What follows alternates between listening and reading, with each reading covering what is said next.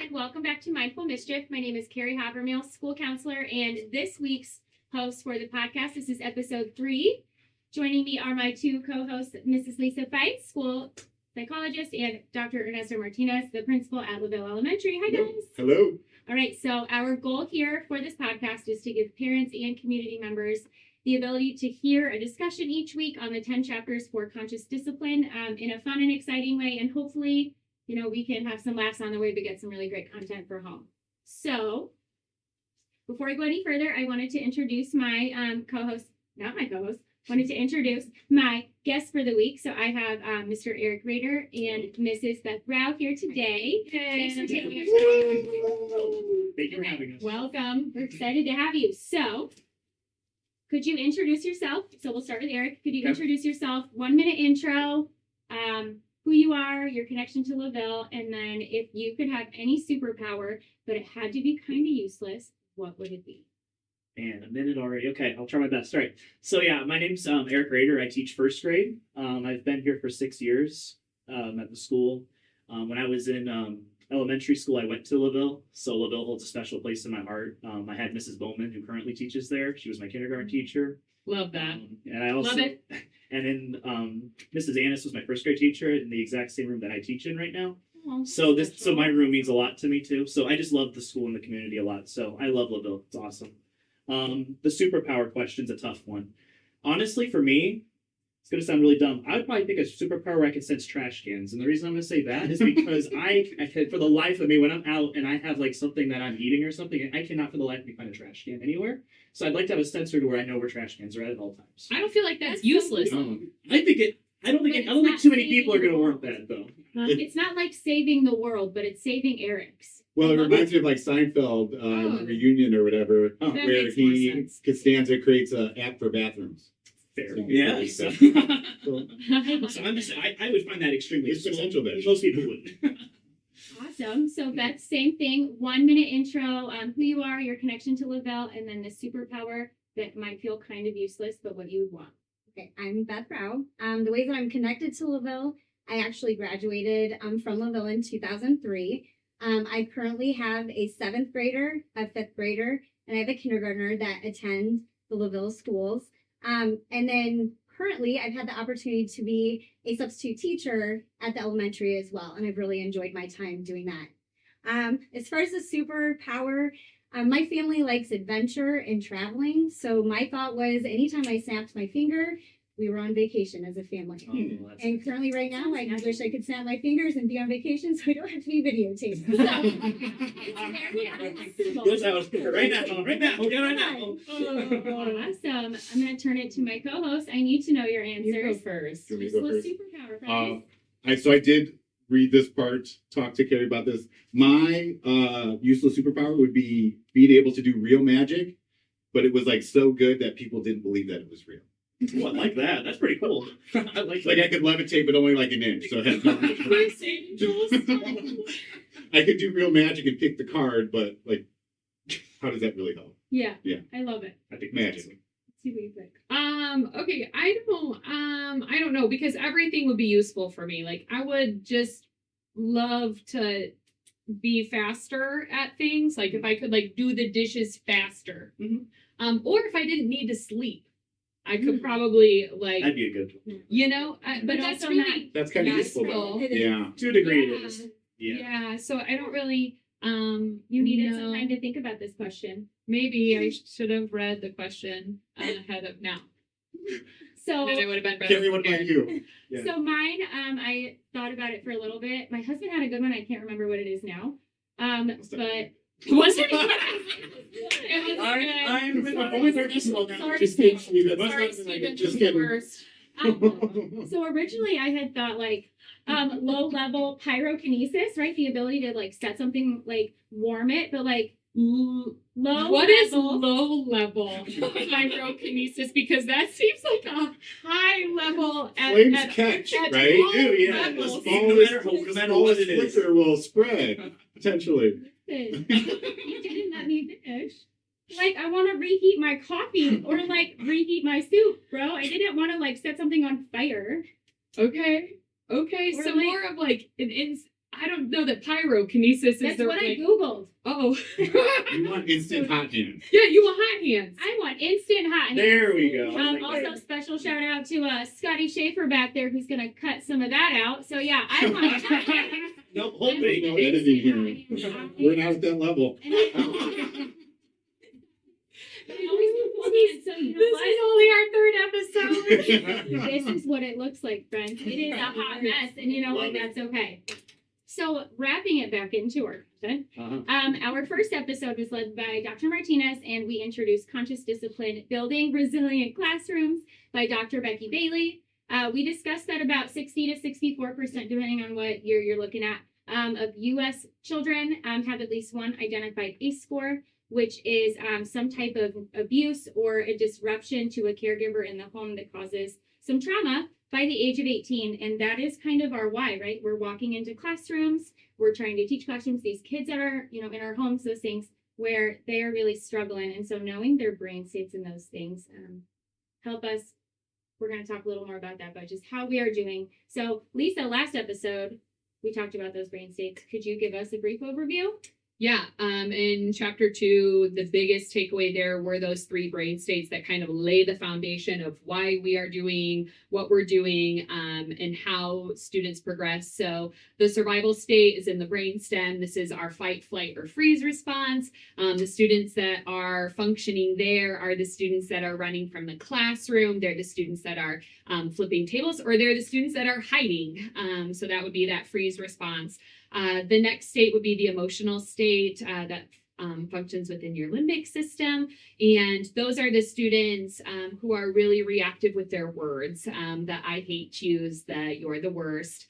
And there's emotions that go along with all those. And then the third state is where we really ideally want our students to be when they learn, is the executive state that's happening in the prefrontal cortex. And really those kids are like, okay, I have my basic needs met. I'm fed. I'm safe. I slept. I have my emotional needs met by connection and relationship with my peers and the adults. And now I'm ready to problem solve in the executive state. So the real challenge is, based on that ACE percentage of 64%, or in some cases more realistically, our students are walking in the survival state and the emotional state. So not only is it our expectation as educators to teach them, but we've got to get them to the place where they're ready to learn, because in the emotional state and in that survival state, no actual learning is happening. And that can be especially challenging when not only are you looking at 26, 27 kids, but also we can fluctuate within those states all day long. Last week, for example, found myself in the emotional state more than once. And then self-regulated, got myself back to the executive state, went back to the emotional state once or twice more, and then called it a day. So that's really the summary, the most important stuff from chapter 2. Yeah. So any other thoughts from the previous 2 episodes before we move on to the school family? No. All Let's right, do it. I think we're let's good. do it. We're Here we ready. go. Yeah, we're good. So something I love personally is I love statistics. So I found this one really interesting. Did you know that nearly 18 million hours of suspension and missed instruction happen each year? Per Dr. Becky, hope I can call her that. We're going to be friends after this. But she said in some of those videos, That's the 18 dream. Dr. million Becky, hours. we're waiting for you to reach out to us, Dr. Becky. The 18 million hours in suspension.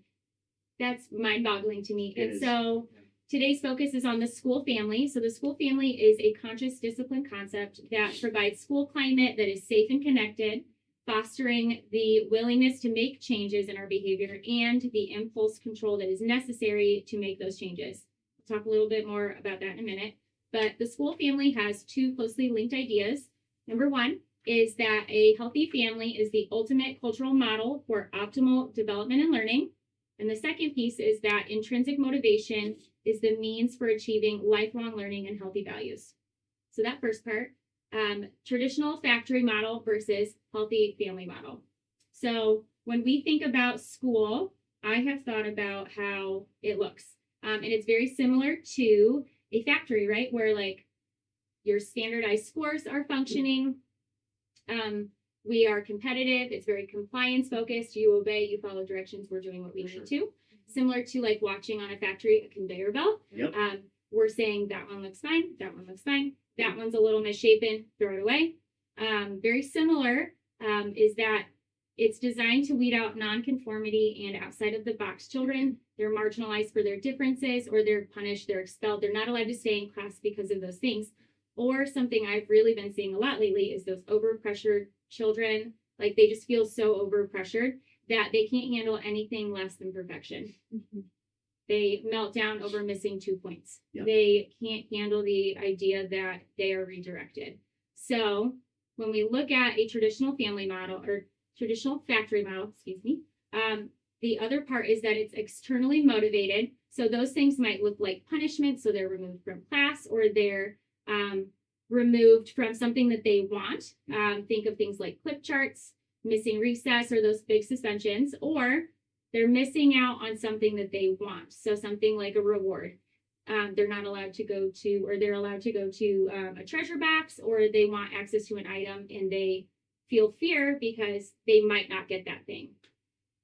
So that's one side, the traditional factory model, or we're looking at the school conscious discipline piece, the healthy family model. So this is a place where they accept differences, build unity, and creating a safe environment. Something to really know is that a healthy school family does not replace a child's home family. It is using a healthy family model to create optimal learning environments that support the continued growth and development for all kiddos. So kids with exceptional needs, kids who are English learners, kids who have trauma, and all of the adults involved, not just the staff, but we're thinking on admin and parents and everyone included as a community. So what that does look like is we're compassionate, and we have a culture that meets the brain's requirements for interdependence, which means we all have a piece, we all have a role together, and it is safe and it is loving. Hey, for chapter 2, right? This model is teaching us that all of our unique traits help us build and be better together as a whole. So I wanted to throw the question out there. What are your thoughts on the traditional model versus that school family model? Well, I guess my thought is, which is super. This chapter actually, I'm really glad I came on this one, because this is one that probably hit home the most for me, because I've never been a fan of flip charts or those type of things for traditional, how like the factory model you talked about. But I've been big on the incentive piece, on like rewarding kids that are trying their best, rewarding kids that are at least trying to improve what they're doing.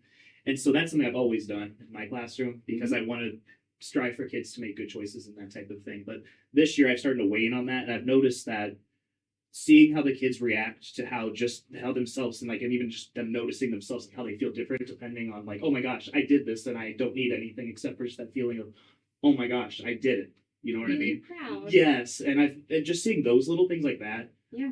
Has been wonderful, because I'm starting to wane off of the traditional stuff that we just were talking about. And I'm planning on next year taking that out completely, because I've just seen so much just benefit just from keeping it the way we're just talking about, with the noticing how they're doing and stuff like that, and making them do it. So I'm really I like the school family model a lot.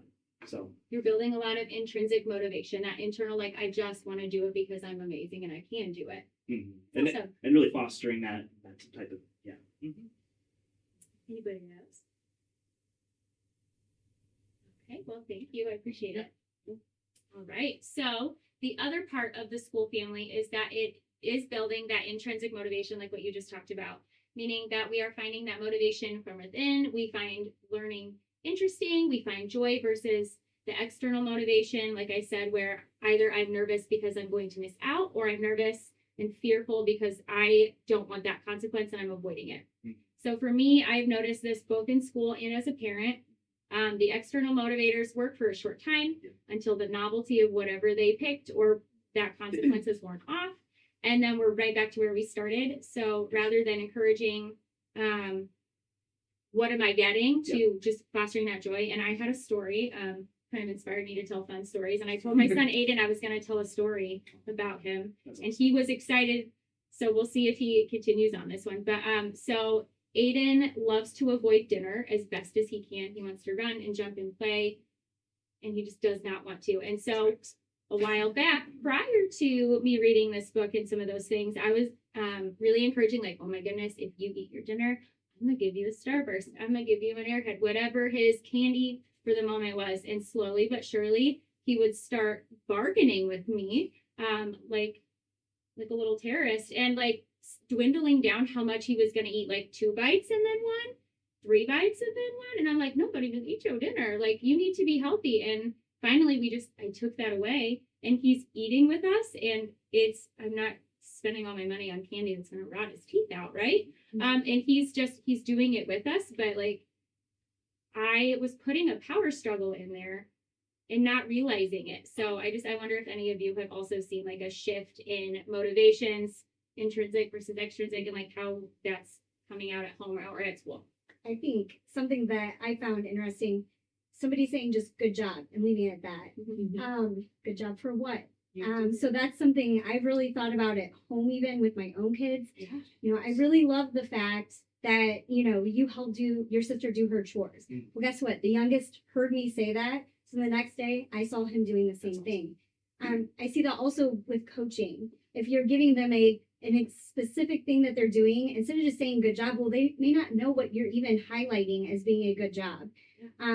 So hearing that, I think that makes them more people want to be like, well, I want to do that too. And it motivates you in that aspect to do better. Yeah. And like talking about specifically what we want versus, or like what we're hoping for versus I'm just wanting the good job and I'm turning into like that people pleaser kind of thing. So really giving them like the positive feedback, I think has been really helpful for me too. And that was, I think, a change that we talked about in our training was Yeah. that idea of avoiding the thank you because you're doing it for me versus being specific of the action that you did and you did it for you. Yeah. That's been the hardest one for me to get rid of. Like, I am so quick with my toddler too at home. I'm like, thank you. Thank you. Like, I am actually grateful that you did that and complied with that direction. Like, I am actually grateful. So my natural response is thank you. But making the mental shift to be cognizant of literally just saying, you did it.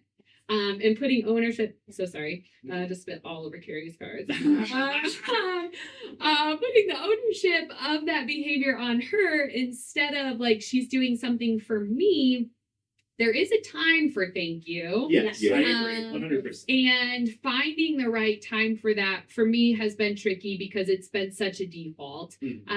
But really just saying you did it has been so effective. And now she will do it herself. She'll be like, I did it. And all I have to do is like, yes, you did. You did it all by yourself.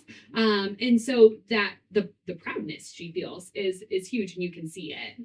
Yeah, I think the consensus some of us came up with was if we said thank you and specified what we were thanking them for, again, still turning it on them, right? Then we thought that was okay. Yeah. Or like I say on like, hey, you did this. Thank you for helping me. That was really awesome. Yeah. Thank you for helping. But it's been hard to like pause and then change the wording. So I can definitely see that too. But it is a constant change, right? This is not a one-time fix. This is a lot. Well, and the one thing that I feel like I've been changing a little bit too is like when like the first couple of years I taught, even I could even say last year, I would say like if there's someone making a choice, like for example, just in line, okay, and I'm going to call it the specific student, say, hey, we don't do that. Instead, it's more like, hey, I noticed da da da da da da is doing such a good job. Look how that person has their hands down. Then you see the whole rest of the line like straight, not spinning around anymore, that type of thing. So I feel like even just like pointing that because then they want that like satisfaction of, oh, Mr. Rader said my name, then I was doing what I was supposed to do. Does that make sense? Absolutely. And so I do that a lot in class too. Like, oh my goodness, I noticed that so and so is already sitting down on the floor, ready to go. And then all the other comes rushing up because they all want me to say, oh, I noticed now this friend's doing the same thing. Yeah. And they really like that too. Instead of just saying, oh, first one up here gets da da da da da da. Yeah. So I feel like that's also been just like the wording of things. Sometimes they just like that satisfaction of hearing. Well, and it if that talked makes about in the sense, too. handouts, like the phrasing things from a perspective of like fear to safety, right? Like one of the examples was instead of saying no running, what's the rule about running in the hall? Or hold my hand so you don't get run over. Hold my hand, I'll keep you safe when we cross the street. Yes. Right? Like you're not instilling fear, you're instilling safety. And I think that's the key part of what you just said, Eric. 100%. Yeah. And how much anxiety are we seeing in all these kids, right? Oh, for like sure. so much anxiety in all these kids. So how we're wording things really matters. And so yeah, I love that.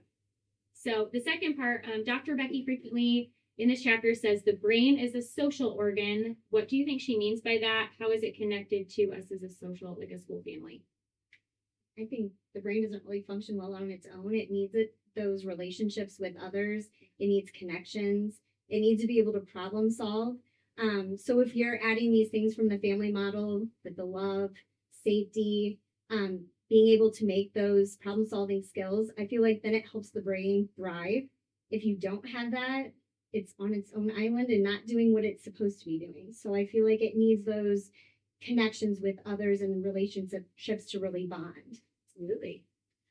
Piggybacking on that a little bit, I feel like, in my opinion, one of the most important parts in like the school family and stuff is having that positive relationship with like not just you and the kids, but the kids with themselves and each other, instead of them being on their own little islands, if that makes sense. Like it's all about me. Yeah. And more of it being about a big group or like the whatever like that. Being a But family. family, yeah. But one thing I find for this that I found that I think is really important is that if you show them like their strategies and just be able to be like, they see how you act, like how I act in that situation. Like I say, oh my goodness, I made a mistake up here, but you know what? It's okay. I'm gonna go fix it, and we're okay.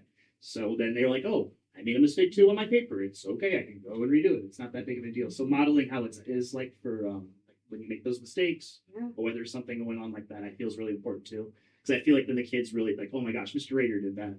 It's fine, and he said it was okay. I know it's fine if I do that. You're normalizing being human. Correct. And so I love how they really like are like, yeah, I want to be like that, and it's okay to be like that. So It's awesome. I kind of take a neuroscience and biological approach to this.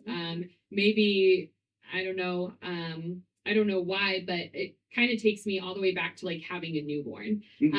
So these tiny nervous systems, right? Our brain is automatically inclined to turn to their caregiver to tell them that they're safe and how to react and how to handle stress. So basically, early on, those nervous systems are developing in a way that they are looking to others. And that's the only way they know how. It's the only way that they can learn. Without that,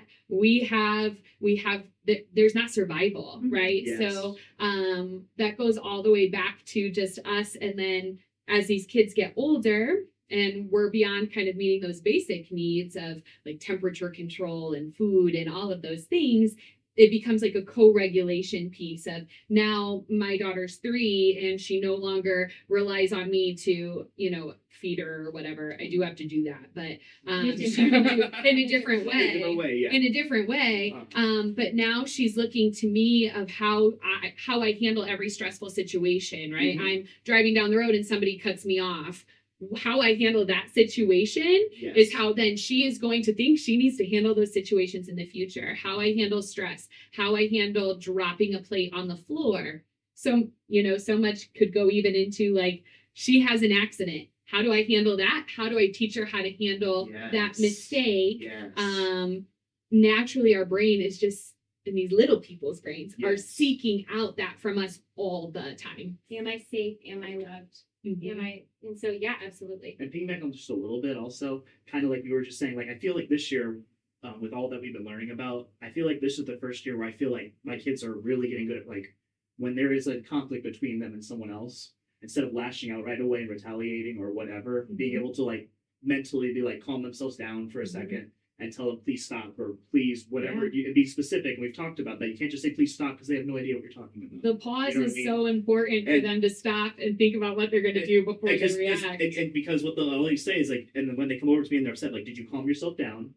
No. Okay, we'll do that first. And because I do the same thing every time. And so by the time they're like, they start heading over, they come towards me and they start looking at me. They're like, oh crap. Mr. Rader, I'm not calm. done. I've not done the calm, and I didn't tell them to stop. Did you tell them nicely to stop what they were doing? Oh. And now it's come to the point where I very rarely have to say anything unless it's like in a big emergency because victory. Because the kids are like, Mr. Rader's going to tell me the exact same thing that he's told me 30 times at the beginning of the school year. Well, that's that piece of embracing the conflict and trying to resolve it on your own, right? Yeah, and then being able to see how I can get out. Like, I didn't like that. How can I get it to prevent from happening again? Type of thing. Correct. You're teaching advocacy at such a young age, and so they're going to know how to advocate for themselves as they move forward in conflicts. We all have them, and so what a really cool thing for like them to know at such a young age. So cool, right? Moving forward, so I had some dots, right? So our brain cells rely on relationships for development and growth. So kind of what Lisa was saying, I'm sorry. piggybacking. I You're jumped the great. gun. No, we're talking all on the same thing. I should have read the script. The second time. Wow. So going in cold may not be the best strategy. No. So as humans, we have different attachment figures And even those early relationships, like parents and caregivers, if they are not strong and healthy, our brains have the amazing ability, which we have neuroplasticity. I was waiting for you to say the word and was like, she's going to catch me. To make those connections and rewire to make necessary changes. Those changes lead to be able to like feeling safe and feeling loved and then learning. And going a little off my script though, like there is such a biological thing where we physically cannot survive without that.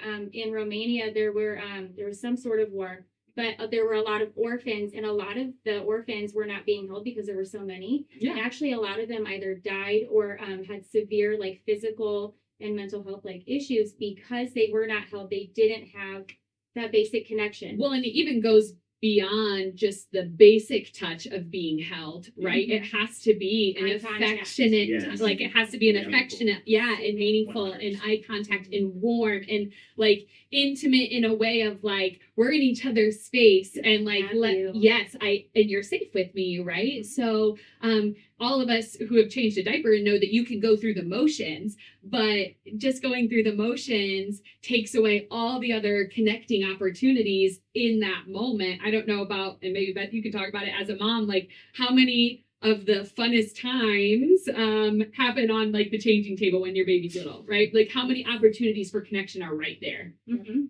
So- Or even like being a little called out like myself, or like eye contact is really, really important. And how often are we like so busy feeding bottles and things that I'm also scrolling on my phone? Yeah. And I put my phone down and I'm like, hi, I see you. And there's, then like, he's so pleased. and then he pops out and he smiles at me, and I'm like, oh, why was I on my phone in the first place? Man, we are really, really missing connection here. And so just something to call myself out on, and then just other people, like if we put our phones down, if we're really connecting, what does that look like?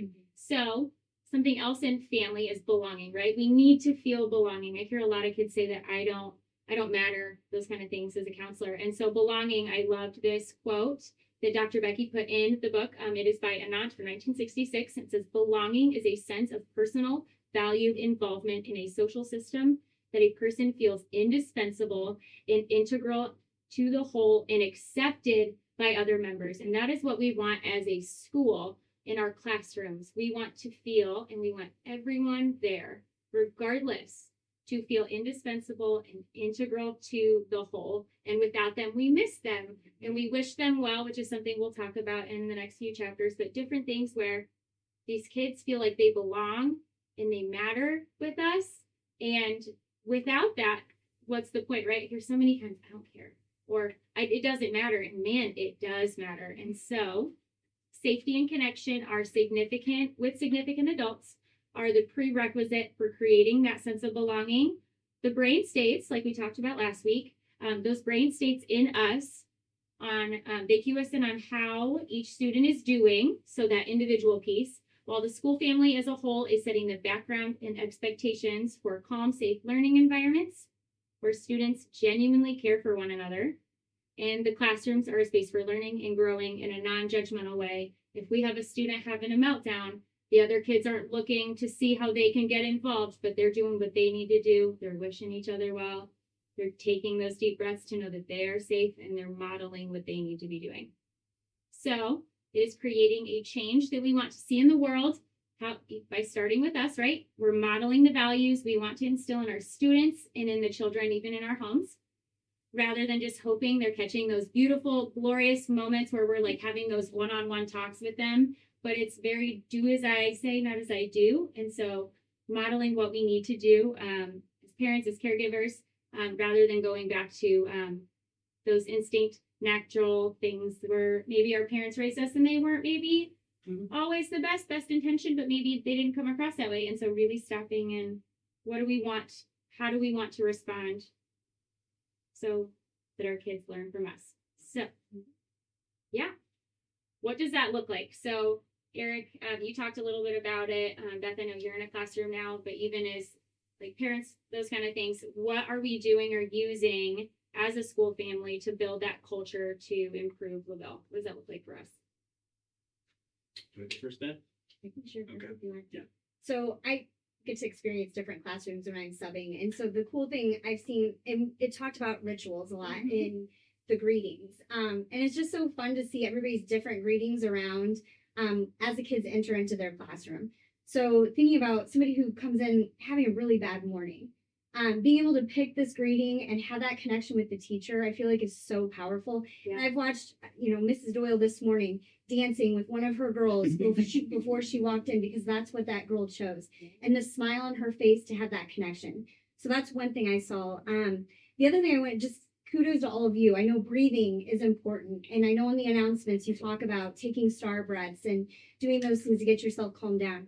The other day I was in a room and I just observed the girl. I could tell she was starting to get flushed and upset with the work that she was doing. And I was waiting for, okay, we're going to have a meltdown, tears. And I watched the girl put the pencil down and she did 2 really big, deep breaths.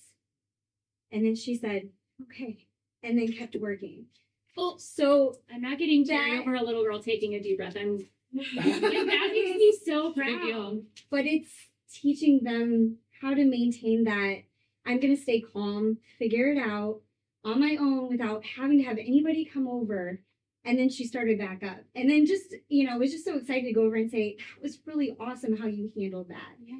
You calmed yourself down without anybody else having to do that. And then she was able to maneuver on the rest of the day. So I saw that question. I thought, man, that day that I was in there, that was such a cool experience. And I know how important that is for you guys to be doing that and having students doing that as well. And they're listening, which is exciting. Well, I think that means a lot to us, Yeah. knowing that you are bouncing from room to room. And you're seeing Yes. that. And and You're that seeing you are it. seeing the difference in action. Yeah. Because we're starting very slow with the staff. Kari and Lisa are actually leading our conscious discipline staff family team to talk about what's next. And so I think that's great feedback for us to hear. So thank you very much for sharing that. We're in the office. We don't get to see those little moments. And so we get the other kind of moments, right? The ones where they're not quite there yet. They haven't figured out how to calm themselves down. And so to know that it is happening is really, really cool. Both of those are great. Like I said, I really like the greetings a lot. I feel like all the kids feel seen when they're coming in, and that they know that they're loved and that we're excited that they're coming into school and we're seeing them for that day. And that really big helps big with the relationship piece of it, in my opinion, also. And then breathing, we've already talked about like a little bit earlier, but like I said, I have a friend in my room that's my breathing expert in my room, because he literally at the beginning of the year had a really difficult time. He got upset. It was a big deal. And now he's my one that goes over, and if someone's having a big deal, he goes over, hey, and he goes over and starts doing it with them. So I mean, like, it's super cool to see how he takes them on. Like, he loves that role. He thinks he's like, and he's awesome. So that's his role in the room. Now, if someone's upset and they can't calm themselves down, he's already over there right away. That's the first thing he's doing. And it's so cool. Send He him to my does. office. I don't even have to tell him. He just knows, and it's super cute. But the one thing that wasn't said yet, that I know we haven't really talked about yet, but I do wishing well in my room. Yes. And so I have a little picture of each of the kids in our room up on a little, kind of like a little cookie tray type thing. Yeah. And so when they come in, they're supposed to put their little Toy Story rocket ships on their what they're gonna eat for the day. So that tells me they're there and what they're gonna have or whatever. And so they know that whoever's not there, they're supposed to put their rocket ships on the wishy well board, and they put their picture next to it.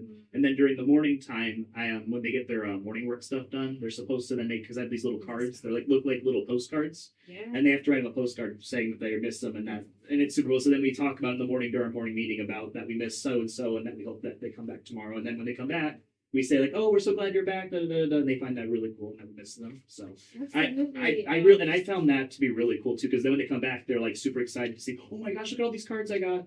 They all miss me so very much. They feel loved. They do, and I love it. It makes the classroom feel so much more like we just talked about, like a family and stuff. And they really, really respond well to that, because they love feeling like they're a part of that, and they're feeling safe and all of that other stuff too. They are So I like that a integral. lot. Yes. They matter in that Great classroom. word, yes. And that's something that we've talked about for potentially next year on what it looks like for us in the individual classrooms and then even in the office. And so those wish well boards are coming, but also the wishing well also for like when students are having those big meltdowns. Yes. They're like your breathing expert. They are when we're walking in the hall and someone we don't even know is having a meltdown. Dr. Becky said like there are people who walk by and we say we wish you well. And it's a real intentional, like, we hope that you're okay. You're going to do this. You're going to get through it. And then we keep going rather than judging them and pointing and just feeling terrible about yourself. Like, we're building them up and letting them know that they matter. And so I'm really excited to see some of those things and hearing. And I've noticed like before, at first when I started doing stuff like that, the kids were like, what or what, like, because they didn't understand what it really even meant. So we really had a discussion. It took a lot of discussion, like, what does we wish you well? Like, because they kept asking, why does Mr. K say that all the time at the end of announcements? That was a question we had a couple of times with my new kids that have even like that moved into our school. We talk about it again, and it's just very important. I feel like again with that, I really like how that really kind of sets the tone of like, oh my gosh, I see this happening. This is why this is so important and why it's helping this child get better in my classroom, because I love them as a friend. I love them as a classmate. I want them to be better. And then after the situation is over, they're like, oh my gosh, I'm over it. And I had all these friends support me. And I love that, if that makes sense. To move on and I really do feel like, again, my breathing expert really had a difficult time. I really feel like those kids in my room helped him overcome what he's had because of all of the positive things they gave him when he was upset, because they wanted him to know that he was safe. So I love it a lot. I really can't wait to meet this breathing expert. Okay. We're gonna have to record it and see how he does that. Sounds good. Um, He'll love that. So cool. He will So love cool. that. So, you know, and this is something that parents can do at home too, right? This isn't just a school thing. So like they can have, like, we can wish families well, like while they're at home, like maybe one of my sons is sick, or maybe one is having a meltdown, and teaching the other two that like it's okay to have these moments. We're going to regulate together, but we're going to be good in these moments, and taking deep breaths always, right? Like all these things are something that can apply at home and at school. We're just doing them together as a whole. So for both parents and educators, these are things we can be doing. We're building safety, we're building connection, and we're just modeling these things. So before we wrap up and do something extra fun that I didn't even put on the quote, what are there any final thoughts? Well, Eric's mentioning about the breathing expert. Love it. It talked about the student DJ Batiste in the chapter, and there was like an extra video that you could find on their website. So basically, he was like a gang leader, kicked out of school multiple times, expelled, even starting a Head Start. And he came in when he finally was out of juvenile or whatever, and he had this high school teacher, and she just started making connections with him. And what she ended up doing was making him her doorway greeter. And that was his job. And it kind of totally shifted his whole mindset and made him start to care about that class. And then it kind of trickled into the other classes. So she empowered him, gave him some love, some care, right? Because one of the lines was, in order for the kids to care, they have to feel that they're cared for. And so up until that point, he didn't feel cared for. But this teacher showed that she cared. And now his whole job is like coaching youth, right? Getting them from where he was to where he now is. That's so inspiring. And so it's those little things that maybe it doesn't seem like a big deal right now, It's a big deal. but down the road, it really leads to something like that. Absolutely. Right. Well, and even connecting that all the way back to the beginning of the episode, Kari, when you were talking about ACEs, Yes. one of the big pieces that come with ACEs is the importance of protective factors. And the fact of the matter is that every adult in a child's life has the potential to be a protective factor, right? So basically, when something bad has happened, protective factors could be a lot of things. It could be really anything that is important, but one of the most significant ones is an adult that believes in you. And as educators, we have the potential to be protective factors for all of our kids. And that feels really incredible, right? To know that like I could change the course of this child's life by simply believing in them and making a connection and having a relationship. I can change the outcome. I can. And we all have to believe that, right? And the beautiful part is I see that at LaVille every day, and walking through the hallways, seeing the kids greet everyone, and it's a really cool experience. And I just think that's part of the reason we love LaVille so much, right? Is this is just a really beautiful, caring community. So we're going to continue to build what a school family looks like. But thank you so much, Mr. Rader and Mrs. Rowe, for joining us today. Thank you. We're not done quite yet. We have. This is the Wheel of Mischief. And you got to spin the wheel. I'm going to bring it to you. Please tell me she's going first. Whatever we need to do. Yes. Yeah, get it on. We're going to spin it. Okay, question number 10. Okay. Question number 10. oh, that's me. Real thinker on this one. How many balloons would it take to fill this room? And you have to explain your rationale. I have so many books. That's literally what I was thinking too. Hot air balloon. There you go. I love that. Those were my mind went too. We'll take it. We'll take it. Good answer. Oh, Amazon purchase fail. No, Aiden has done that numerous times. I had to put it back on you for gotta you. put the. We'll say eight. Okay, got it. We're Really? good. Okay. We're good. Oh, you can. Okay. How would you describe your job and what you do to an alien that has no concept of Earth or humans? Oh. Wow. So someone. Okay. I would explain to that alien. First off, that I am coming in peace and I'm not going to do anything wrong to him first, obviously, start. before anything else happens, Good because strategy. I'm really worried about what's going to happen to me. Yeah. And then number two, I'd probably say that my job is to help the little ones. So I'd have to do my charades with them, probably the little ones learn how to become bigger. Yeah. People like adults and stuff like that. Yeah. I'm probably doing a lot of charades, and then that's really bad because I'm probably the worst charade player you ever Yeah. met.